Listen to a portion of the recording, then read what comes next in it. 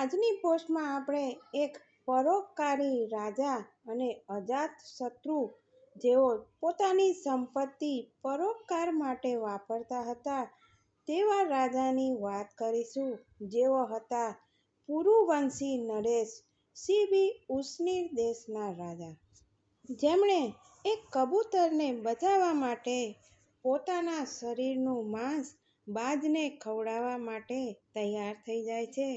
આવો આ કથામાં શું થાય છે તે આપણે સાંભળીએ. આ કથાને અંત સુધી ચોક્કસ સાંભળશો. જય શ્રી કૃષ્ણ મિત્રો, સ્વાગત છે તમારું મારી ચેનલ સ્નેહ સાગરમાં. જો આ પુરુવંશી રાજા સીબીની કથા આપ સર્વને પસંદ આવે તો લાઈક, શેર અને સબસ્ક્રાઈબ કરશો અને જીવનમાં પરોપકાર હંમેશા કરવા માટે તત્પર રહેશો. પુરુવંશી નરેશ સીબી ઉસનીર દેશના રાજા હતા અને તેઓ પરોપકારી ધર્માત્મા રાજા હતા. તેમને ત્યાંથી કોઈ પણ યાચક ખાલી હાથે પાછા ફરતા ન હતા. તેઓ પોતાની સંપત્તિ પરોપકાર માટે ખૂબ જ ઉપયોગ કરતા હતા અને તેઓ અજાતશત્રુ હતા. તેમની પ્રજા પણ તેમનાથી સુખી અને સંતુષ્ટ હતી. રાજા હંમેશા ભગવાનની આરાધનામાં લીન રહેતા અને સીબી પોતાની ત્યાગ બુદ્ધિ માટે ખૂબ જ પ્રસિદ્ધ હતા. રાજા સીબીની ત્યાગની ભાવના અને તાત્કાલિક અને અસ્થાયી અથવા તો એમનો સ્વભાવ સ્થાયી ગુણ હતો. તેમની પરીક્ષા કરવા માટે ઇન્દ્રદેવે અને અગ્નિદેવે એક યોજના બનાવી. અગ્નિદેવ એક કબૂતરનું રૂપ ધારણ કર્યું અને ઇન્દ્રદેવે એક બાજનું રૂપ ધારણ કર્યું. કબૂતરને પોતાનો આહાર બનાવવા માટે બાજ તેમનો શિકાર કરવા માટે તેમની પાછળ પડ્યો. કબૂતર એકદમ તેજીથી ઉડીને રાજા સીબીના ચરણોમાં જઈને પડે છે અને કહે છે કે મહારાજ, મારી રક્ષા કરો. સીબીએ તેને રક્ષાનું આશ્વાસન આપ્યું. તેની પાછળ પાછળ બાજ પણ આવી પહોંચ્યો. તેણે સીબીને કહ્યું, મહારાજ, આ કબૂતરનો હું પીછો કરું છું અને તે મારો આહાર છે અને તેને હું મારો આહાર બનાવીને રહીશ અને મારી ભૂખ મિટાવીશ. માટે આ મારું ભક્ષણ છે, તમે એની રક્ષા ન કરો. રાજા સીબી બાજને કહે છે કે આ પક્ષીને મેં અભય વરદાન પ્રદાન કર્યું છે અને હવે મારે કોઈ પણ હિસાબે એની રક્ષા કરવી પડશે. રાજા બાજને કહે છે કે આ કબૂતર પ્રાણની રક્ષા માટે મારા શરણમાં આવ્યું છે, એટલે શરણમાં આવેલાના કબૂતરને હું હંમેશા તેની રક્ષા કરીશ, તેનો ત્યાગ નહીં કરું. કારણ કે જે લોકો શરણાગતની રક્ષા નથી કરતા તેમનું કલ્યાણ ક્યારેય નથી થતું. બાજ કહે છે કે રાજા, પ્રત્યેક પ્રાણી ભૂખથી વ્યાકુળ થાય છે અને હું પણ ભૂખથી વ્યાકુળ છું. જો મને આ સમયે કબૂતર નહીં મળે અને મારા પ્રાણ ચાલ્યા જશે તો મારા પ્રાણ જવાથી મારા બાળકો પણ એમના પણ પ્રાણ ચાલ્યા જશે.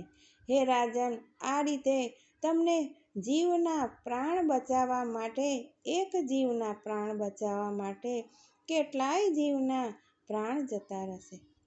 શરણમાં આવેલા કબૂતરને તમે છોડી દો અને મને મારી ભૂખ શાંત કરવા દો. તમારી ભૂખ મિટાવવા માટે જે માંસ જોઈએ છે તેટલું માંસ હું તમને મારા શરીરમાંથી આ કબૂતરના વજન બરાબર તમને કાપીને આપી દઉં છું. સિનર પુત્ર મહારાજા સીબી ખૂબ જ દયાળુ હતા અને તેમણે કોઈ પણ ભોગે કબૂતરની રક્ષા કરવાનું નક્કી કર્યું. રાજાએ તે બાજને કહ્યું કે હું તમને મારું આખું રાજ્ય સોંપી દઉં અને તે રાજ્યનો આહાર હું તમને આપી દઉં છું. તમારે જે જોઈએ તે હું તમને આપું, પરંતુ તમે આ કબૂતરને છોડી દો. બાજ કહે છે, હે રાજન, મારે આ કબૂતરને તમે શા માટે એટલો પ્રેમ કરો છો? મારે ખાલી આ કબૂતર જ જોવે છે. તમે એના બરાબર માંસ મને આપી દો. રાજા તો તૈયાર થઈ ગયા અને પોતાના શરીરમાંથી જેટલું માંસ જોઈએ તેટલું કાપીને આપવા માટે તૈયાર થઈ ગયા.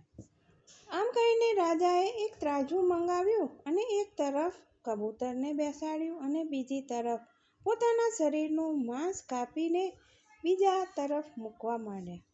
પરંતુ આ શું?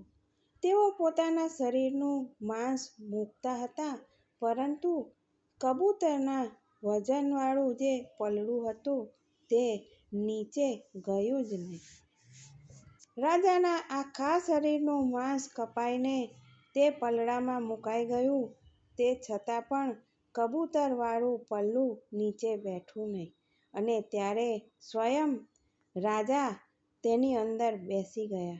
જ્યારે રાજા એ ત્રાજવામાં બેસે છે અને ત્યારે કબૂતર અને બાજ બંને અંતર્ધ્યાન થઈ ગયા અને તેમની જગ્યાએ અગ્નિ દેવતા પ્રગટ થયા અને ઇન્દ્ર દેવતા પ્રગટ થયા.